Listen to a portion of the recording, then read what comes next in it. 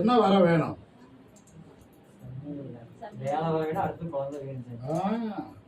அடுத்து நான் கர்ப்பசாமியாக பிறப்பேன். புரியுதா? ஆண் குழந்தை பிறகு முதல்ல இவளுடைய குலதெய்வ இவளுக்கு இஷ்டமாக இருக்கும் தெய்வத்தை வைக்கது. அடுத்து என்னை பிரதலித்துட்டு இவளுக்கு இஷ்டப்பட்ட பெயரை வைத்துக் கொள்ளணும். ஜெயித்து தருகிறேன். ஒரு முறை என் தங்கை சமயவரத்து ஆலயத்துக்கு போயிட்டு கும்பிட்டு வர சொல். குழந்தை சரளமாகும். வெற்றியாகும், கவலைப்பட வேண்டாம். இந்த கனியை கொண்டு போய் இன்று இரவு 2 அரிஞ்சு புரிஞ்சு நீயே சாப்பிடணும். என் விவிதையை பூசிக்கிறலாம். ஆண் குழந்தை பிறக்கும். இந்த விவிதையை பூச சொல்லு. 60 நாளைக்கு மேல் அவனுக்கு வேலை உறுதியாகும்.